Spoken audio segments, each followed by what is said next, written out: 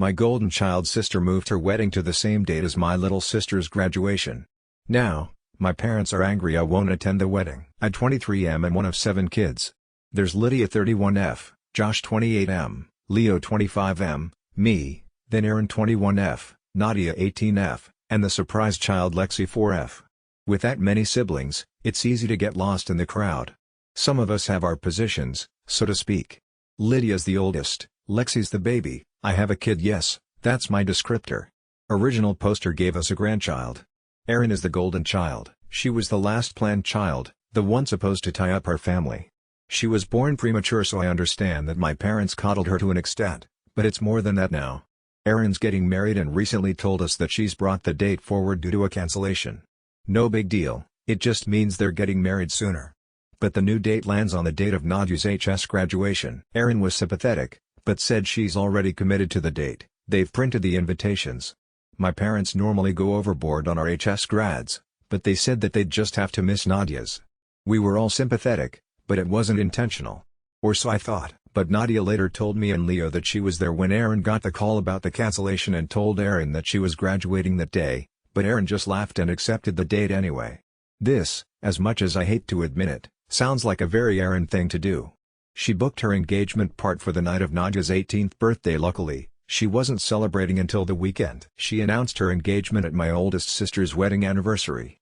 Everything is about her. I confronted Erin about this, and she said that Nadia's HS graduation didn't matter. She wanted to get married to the love of her life sooner, and our family had been to plenty of HS graduations at this point, anyway. She said something like, "We still have Lexi." But here's what gets me the most: Nadia's been looking forward to this for so long. She's watched all of us graduate and have these huge celebrations thrown by our parents. I asked Nadia what she wanted, and she said she wanted to have her day. So, I told my family that me and Nadia won't be attending the wedding.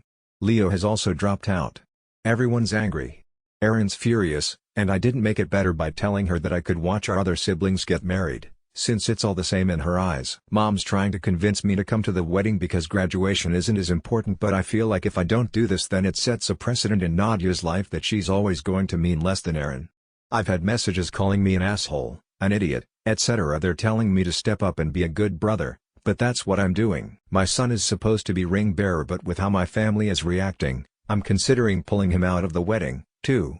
My dad's told Nadia he'll take her to dinner after the wedding. Nadia's currently staying with me because Mom won't stop cornering her. Am I the idiot?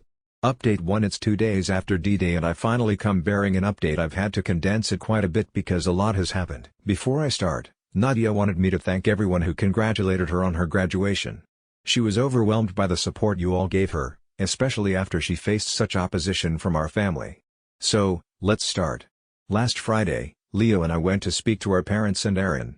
I wanted to tell them that I'd be pulling my son from the wedding. Our older siblings ended up turning up as well, so it was us four standing up for Nadia. Leo had spoken to them the night before, and helped them see things more clearly from Nadia's eyes. Apparently, it didn't sink in with them that Erin chose the date intentionally. There was a lot of yelling. Erin accused me of trying to sabotage her wedding. Our parents tried to convince me to let them take my son to the wedding, but I stood my ground. I felt a lot stronger with my older siblings with me. There's only 2 years between me and Erin after all. I'm not much of an older brother. Luckily, Lydia was there. Her words carry more weight as the eldest, and she didn't give Erin or my parents room to argue as she told them that Erin chose the date intentionally, admitted as much in front of me and Leo, and that this was normal behavior for her. Lydia told them that if they continued to favor Erin so blatantly, the rest of us would go no contact and Lexi would likely follow in the future. Our dad started yelling. Not at us, but at Erin, surprisingly. I've never seen him so angry before, and to see it directed at Erin was shocking. Our mom asked us to leave. We didn't hear from anyone on that side until Monday when Erin's fiancé George asked to meet us at our parents'. He apologized to Nadia. He didn't know that the wedding and graduation overlapped, nor did he know that it was something Erin did on purpose. Our dad was the one to tell him. What followed was a long talk between us, during which we all aired our grievances.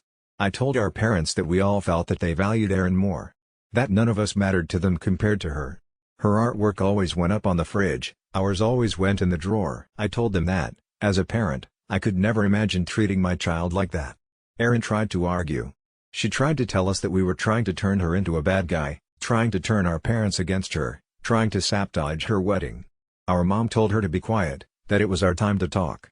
George stepped in to tell us that he didn't expect us to attend the wedding, but we were welcome to attend the reception. He went so far as to say that he wished he could have cancelled the wedding altogether, but it had only cost him more money that he'd spent by bringing it forward. Mom's willingness to hear us out lasted less than 24 hours. By Tuesday, she was begging us to reconsider.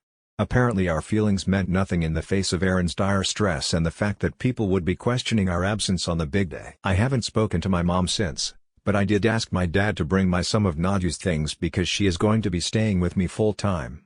We have officially gone no contact with our mother. Dad took Nadia out for an early graduation celebration on Wednesday. They had a daddy-daughter date that I think she really needed. He apologized for a lot of things and told her he wanted to do the same with the rest of us. But Wednesday was about her. I'm happy she got that one-on-one time with him. She was happy coming home to me. In our sibling group chat, she said that she really thinks Dad is going to try to mend bridges with us, even if Mom won't. Dad also turned up early yesterday morning. I'm talking 6:30 a.m. to give Nadia flowers. He told her that he was proud of her. George even called while he was getting ready for his big day to congratulate Nadia, which I really appreciated. We didn't hear from Mom or Erin. Our paternal grandma ended up coming to the graduation with us. It was a great day. Like, a really great day. We didn't think about the wedding, didn't think about Erin. We just had fun together. My son got to wear his aunt's cap and gown and nearly drowned in the fabric. Our grandma tried on the cap, too. We took photos and sent them to our dad, who posted them in a Facebook post he wrote to congratulate both Erin on her wedding and Nadia on her graduation, and we laughed about how it must have pissed off our newly wedded sister. We went out for dinner and we, as siblings, gifted Nadia money for a week away with her best friend, which somebody suggested in a comment on the initial post. I texted George my congratulations. Despite everything, I do hope he and Erin are happy together. While she might not love us, I don't doubt that Erin loves him. Yes, she wants her spotlight and her moment, but I don't think she's marrying him just for that. Bringing the wedding forward? Sure, that's a hugely malicious tactic to bring herself more attention. Marrying him for the sake of having a wedding? She isn't that type of narcissist. As of right now, I plan on staying no contact with my mom unless she makes some big changes. This is a sentiment shared not only by the majority of my siblings, but is also encouraged by our dad and grandma. She's tried reaching out to me and my partner, mostly berating us for not attending the wedding and accusing us of planning to keep her grandchild away from her. At the moment, our summer looks busy. We're planning on filling it with as many family outings as possible before Nadia leaves for college. We've also got Josh's 29th birthday to plan. Our dad's even joining, and this might cause a bigger rift between him and Mom, but for now, at least, it looks like we're his priority. Lydia's threat really did something to him. Thanks everyone who left comments on the original post. I know they really cheered Nadia up when she was worrying about whether or not she was doing the right thing by choosing herself. Part of me wishes we could have taken this stand earlier, but it took us a while to find our voices. Looking into the future, I do see 2 empty spaces at my own wedding, but I also see 5 siblings cheering me on. I'm happy with that. Update 2: It's been about 5 months since I've last posted, and I've had some requests for an update, so I figured I'd sit down and write one up. Bear in mind, a lot can happen in 5 months, and that's definitely true for this. Let me start off with July. Erin and George went on their honeymoon, and their absence sent our mom into a frenzy. She wasn't used to having no one around. Someone was always visiting, mostly Erin, but the rest of us would visit out of obligation and to see Nadia and Lexi. With Erin on her honeymoon and the rest of us NC, Mom had no visitors, and she really didn't like that. Literally the day after Erin left, we started getting bombarded with phone calls. She tried convincing Nadia first, which Lydia thought was a strategic move because Nadia is the more timid of all of us and, thus, more likely to be persuaded. When Nadia turned her down, she turned her sights on the rest of us. We all got identical phone calls with her trying to persuade us to go visit her, to understand her, to see things from Erin's perspective. She even brought up the circumstances of Erin's premature birth and how it was a miracle that she was even here. Josh told her to do better with Lexi. Lydia blocked her number. When the phone calls didn't work, she started turning up at our homes.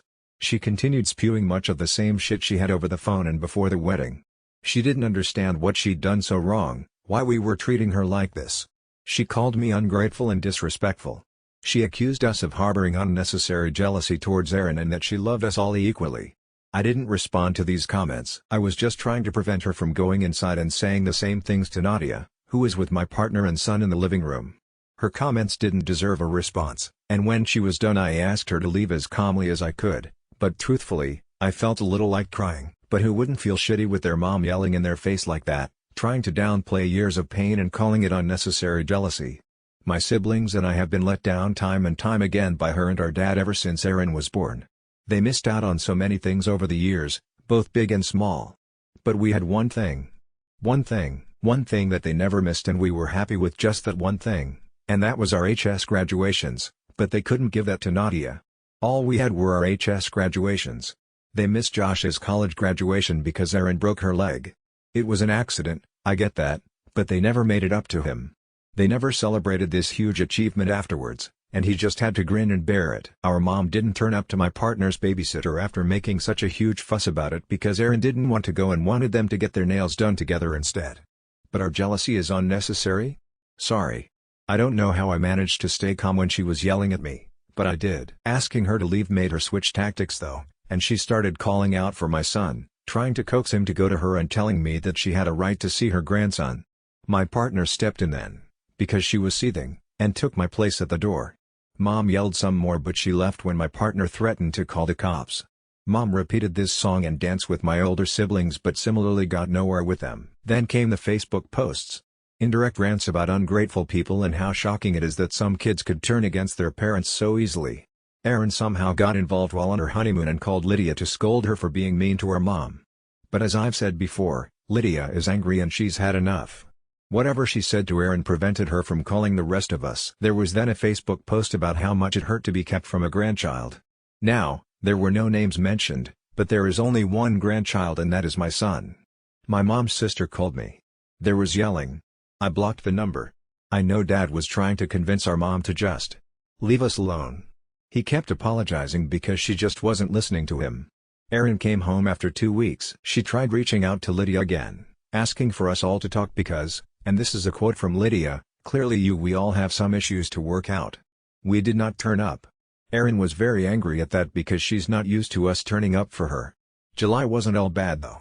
While our mom was on a rampage, our dad was still trying to do better by us. And he's improved a lot in July. He and I went out for a meal together, just the two of us, and grabbed a drink, and he apologized. It wasn't a generic apology that he could have repeated to all of us, about how he's sorry that he hurt us and neglecting us, but he brought up specific instances that he wanted to apologize for. He thought back on all those years and picked out moments that he wanted to apologize to me for. I know he did the same for the others, but having him apologize for things like canceling a fishing trip because Erin needed him was something I wasn't expecting. And I never really cared for fishing, but I wanted to go on that trip because I always saw it on TV. You know? I'd always see a dad and son fishing together and I wanted to have that.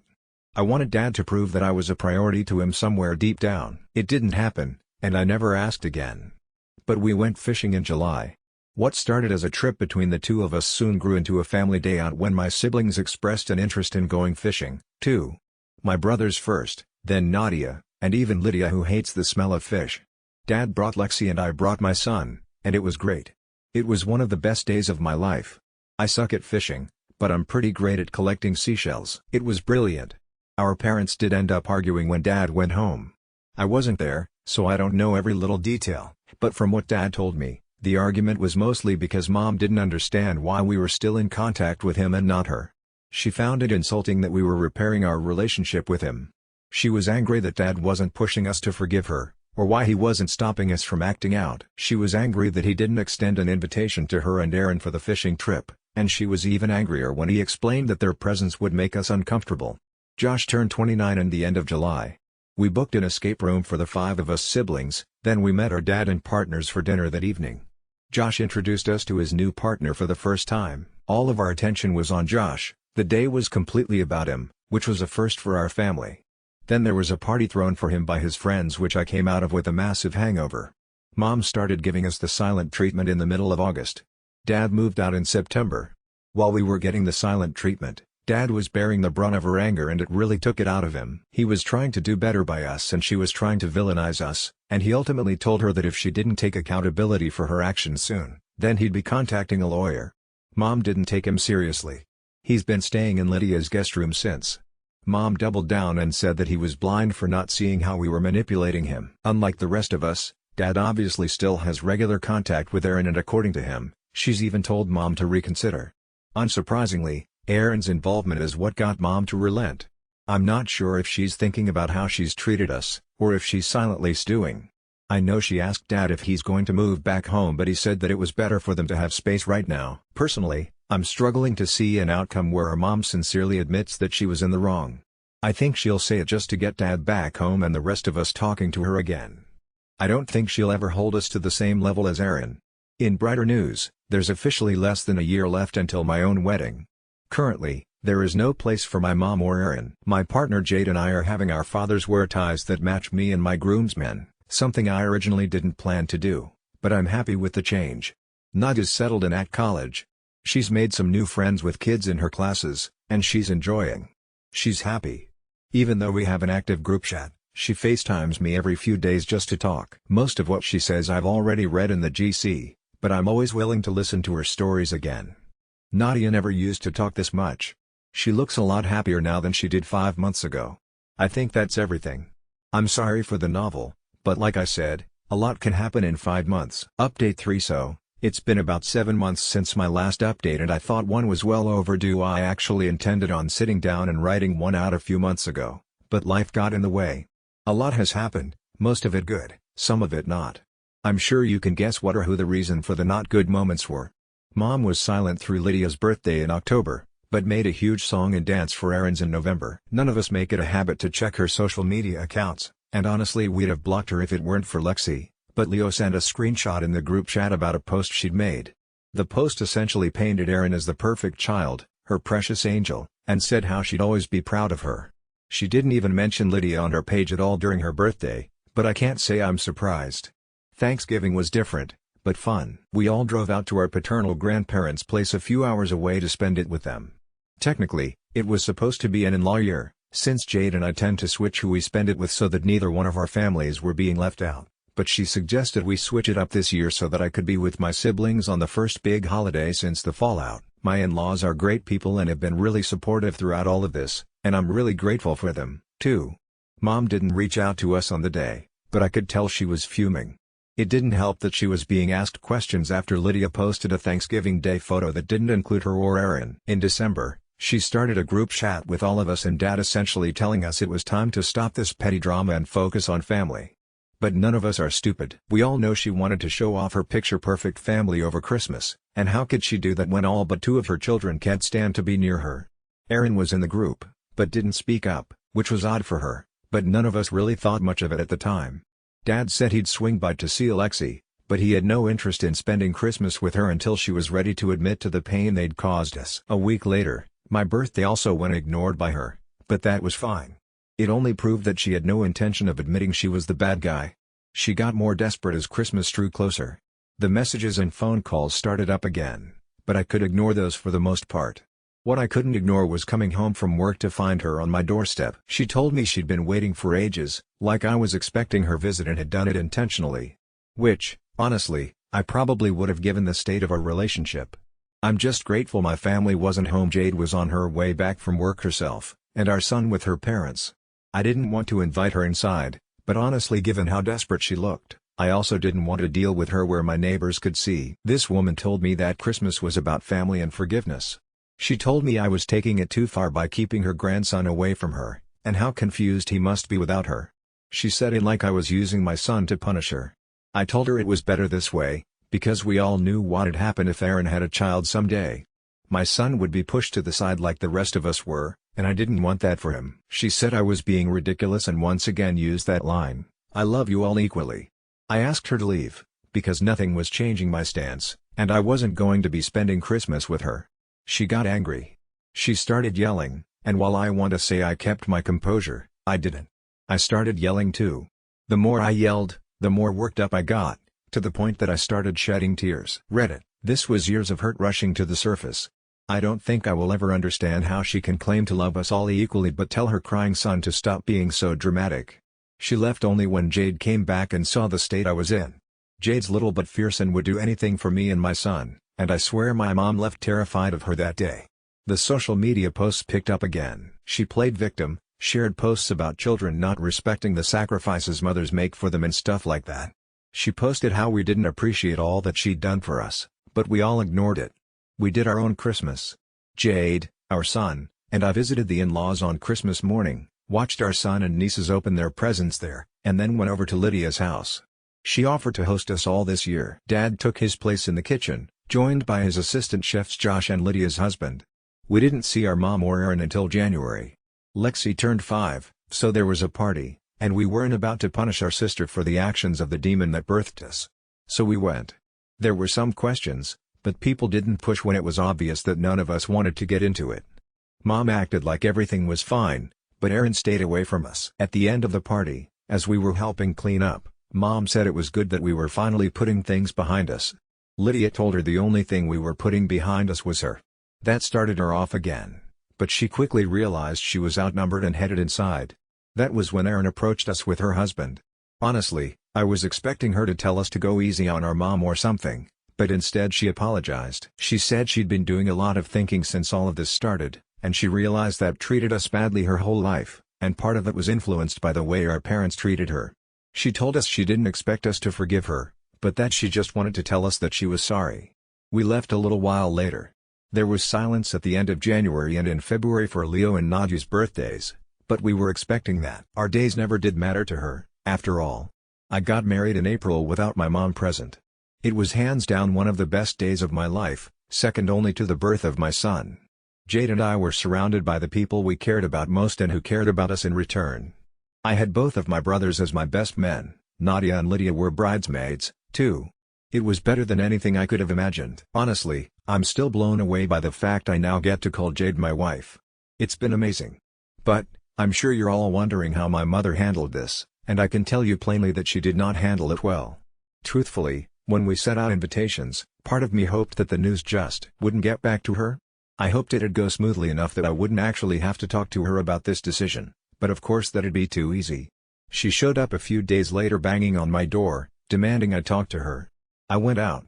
I didn't let her in, despite knowing that the neighbors could see us, and that was solely because I didn't want her inside my home where my son was. I didn't want her scaring him like she was undoubtedly doing. She demanded to know what I was playing at, how I could be so cruel, how I could exclude her from such a special day. I told her plainly that my wedding was a day for me to celebrate with my close loved ones, and she wasn't someone I considered close or a loved one anymore. She'd made her bed, she had to lie in it. Part of me worried that she'd turn up at my wedding. She came by the house a few more times, but stopped when I threatened to call the cops. I didn't do it sooner because I guess I'm soft at heart and didn't want to see my mom in any trouble, but every time she showed up to spew some bullshit about me being a terrible son for doing this to her, it drained me. There were social media posts, of course. I had relatives reaching out to me to tell me I should invite her, what kind of son am I, etc. But they stopped when I told them I'd take back their invites, too. No one mentioned her at the wedding, and she didn't try showing up. She did, however, try to prevent Lexi from being a flower girl, like I promised, but Dad quickly nipped it in the bud. Which takes me to the next point, my parents are officially over. Dad sent her divorce papers sometime in February, and I don't think he's looking back at all. This is something that also shocks me, because this time last year, he was much the same as she was. He was someone who cared more about Erin than any of us, someone who brushed off our achievements if they somehow interfered with hers, and now he was an advocate for us. Every time Mom posted something on social media belittling us, he responded with a post uplifting us. I never imagined having such a good relationship with my dad, but here we are.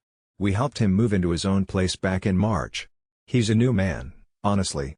He's worked out a 50-50 custody agreement for Lexi, because as much as he'd be happy to have full custody, he wants to believe that she can change like he did. He has said, however, that if he catches even the slightest hint of Lexi being mistreated like we were, he'd be filing for it. In the case of my siblings, life has been going good for them, too. Leo got a raise at work and has adopted a dog that my son is obsessed with to the point that I think we may need to get a dog ourselves, haha. Josh and his partner are going strong. He fits right into our family, and I couldn't be happier for Joshua. He's found someone that really cares about him, and I can tell he's in love. Maybe there will be wedding bells there soon? Lexi. Well, Lexi's 5, so there's not really much going on in her life. I think she recently made my dad join her tea party. Quick edit to add: Lexi is obviously aware that things have changed. She's naturally confused about it all. Things changed so much in the space of a year, and I can't imagine what it was like for her living with our parents when Mom was angry all of the time. We've let her know that we'll always be there for her and that we're safe spaces if she needs to talk about her feelings or if she has any questions to ask. We don't want this affecting her more than it already has. Josh is the one who's made headway on that. He works in childcare and has experience in things like this. Dad is thinking about setting up therapy for her. But I'm sure you're all wondering about Nadia and Erin. Nadia's great. She's honestly thriving. I think being away from our mom, Erin, and the pressures at home has really helped her find herself as a person. She's made new friends, excelling in class, and she's just an overall happier person, which is all I care about. She's happy, I'm happy. She's been invited to move in with my dad, now that he has his own place and enough room for her and Lexi, but she hasn't decided on an answer yet. She's more than welcome to stay here if she wants, but I know that she also wants to be closer with our dad. I'll support her no matter what, and I've told her that she can try it with Dad if she wants, and she can come back if it's too weird for her. Erin is another story. We are no longer NC with her, but we are LC. After her apology at Lexi's party, Leo reached out to see if it was genuine. All of us were pretty stuck on what to do, to be honest. Erin was never someone to bow her head and apologize, but how could we know if it was genuine and not a ploy to get us to forgive her mom or something? Erin asked to speak with us in person when Leo reached out to her, and we agreed because we were curious to see how it'd go. We also agreed that if she tried anything, we would be leaving immediately and would block her again. The meeting happened in mid-January, between Lexi and Leo's birthdays. We met at her place. Erin looked like a nervous wreck, like she hadn't slept all night, and honestly it was really weird because she's normally so put together. Like even when she was throwing tantrums, she looked better than this. We sat down and she started off by apologizing to us again. She said that she was needlessly cruel and unfair to us, especially Nadia, and even apologized for trying to ruin her graduation. She said when we all backed out of our wedding, she was confused and hurt because none of us had said no to her before. She thought we were closer than that, but realized now that it was one-sided. She thought we were close and we just wanted to be as far away from her as possible. We asked our questions and she answered every one. Why did you think we were close? Because she'd been acting this way since childhood, partially encouraged by our parents' treatment of us versus her, and assumed that since none of us said anything about it, we were fine with it. Did you ever feel sorry? She didn't. Before this whole fiasco, it was normal for her to be the center of attention. Everything was always about her, and she was trying to unlearn that. Why now? It came down to her husband. He'd tried talking to her a few times about her dream 10 of us, but she never saw an issue with it since. Well, we never made it an issue before. He didn't like that response, but he loved her and she was a lot kinder outside of our family unit, so he hoped that if he kept talking to her about it, she'd eventually stop. They fought when she announced their engagement on Lydia's anniversary and they fought again when she booked their party on Nadia's birthday. He couldn't understand how she could be so cruel to her family, and she told him that he didn't understand our family dynamic, and that we were cool with it. The stuff with Nadia's graduation damn near ruined their relationship, and I don't know how she convinced him to stay with her, because George admitted he was very close to walking out the door. She said she was on our mom's side for a while because she really did think we were just acting out. We'd never been like this before, so why were we like this now? She didn't get why we were ignoring her, why we'd suddenly cut her off, and admittedly had a breakdown over it. George told her we'd likely been carrying that hurt and bitterness with us for years. She said that she knew she was a brat, but didn't realize how bad she really was until George and our dad laid it all out for her.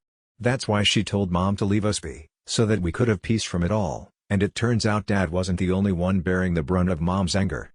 She was constantly blasting Erin's phone, turning up at her place, dragging our names through the mud. It got worse when Dad moved out, and suddenly Erin was all she had in the world. Mom called us awful names that Erin thankfully didn't repeat. Mom told Erin that she was all she had now. George vouched for how bad our mom was, said he'd come home from work often to find Erin staring at a ringing phone. She didn't want to answer but knew if she didn't eventually then Mom would turn up at her house. I know Erin was awful to us ever since she was born, but it really hurt seeing her like this. I think she herself was a victim of our mom's behavior, albeit in a drastically different way. She said she wanted to reach out to us sooner, but knew we probably didn't want to speak to her. She just couldn't help herself when she saw us at Lexi's party and needed to apologize. We parted ways conflicted. One on hand, Erin had always been selfish. She'd been manipulative and downright mean. She always found a way to overshadow us at every turn, at every achievement. Nadia's graduation was proof of that. On the other hand, she looked tired. She looked worn and she looked guilty, and I didn't want to believe that was an act put on for the sake of getting us to forgive her and then our mother. None of us were sure how to proceed, but then Jade suggested that we invite her to the wedding. Or, rather, we invite her to the reception, after everyone's eaten. We had a few friends coming at that time, too, who couldn't attend the wedding itself due to inescapable engagements. That way, if Erin did try to bring our mom, security would catch it and we'd know for certain whether or not Erin had turned a new leaf. Reddit. Erin attended the reception. She didn't bring our mom, didn't even mention her. She and George arrived, and Erin cried as she congratulated me. She told Jade she looked beautiful, and hugged my son. At some point, she took Nadia aside, and when they came back, they were both a little teary-eyed. Nadia later told me that Erin wanted to apologize to her properly, one-to-one, and didn't know if she'd get another opportunity to do so. George thanked me for giving Erin a chance. He told me that she really could be a warm, kind-hearted person. I told him I hope to meet that version of her someday. And I mean it. If Erin is truly as warm and kind and wonderful as George believes her to be, then I want nothing more than to meet that version of my sister. Now, you may be wondering, original poster, you forgot to mention Lydia when talking about your siblings. That was on purpose. You see, it's a good thing Dad moved out of her spare room. She's going to need that space in a few months, and she's not the only one. I knew Lydia was pregnant because she sat both me and Jade down to tell us she was pregnant and worried about her bridesmaid dress, even offered to step down if it was a problem. We, of course, told her not to be ridiculous and that we'd cover the cost of any alterations needed. In the lead up to the wedding, Jade told me that she planned on having Lydia make an announcement during the speeches.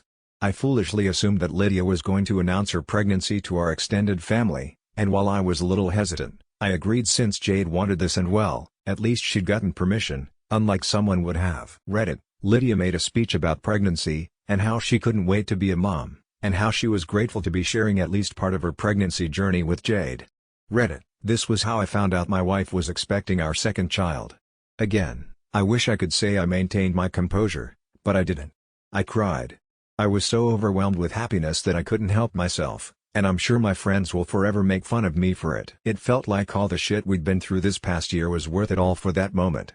To have my family rally around me in an event that I'm sure would somehow have been made about Erin and her wedding if my mom had been present. I haven't spoken much about how this past year has made me feel. Truthfully, I have felt like shit for most of it. I felt like curling up and disappearing. I felt rotten and useless simply because my mother told me I was. I felt sometimes like I couldn't show how I was feeling, because Nadia was here and I didn't want her to blame herself any more than she did. I'm in therapy now, and I'm not the only one, and I'm healing. Right now, I'm happy. I'm so unfathomably happy that I can barely understand it. I'm happier than I've ever been, and I know my siblings will say the same. While our mom will probably say that our family has fallen apart, that's not true. Hers has. The family that she made has fallen apart, but ours has grown stronger. It has grown so unbelievably strong. We were a united front before, but it's like now we've upgraded our defenses. We're coming out of this with stronger relationships with each other, a real relationship with our dad, and 2 new family members on the way. This is what our mom is missing out on, and it's all her own fault. Maybe I'll update you again in the future. I'm not sure if our mom knows yet about Lydia and Jade's pregnancies, but the announcement is out there. We do have her blocked on social media though, so maybe no one's told her the good news. Erin hasn't, at least. So if anything happens on that front, I'll let you know, but for now, I'm happy with where my life is. Thank you all for your support, again, and I hope you have an amazing day.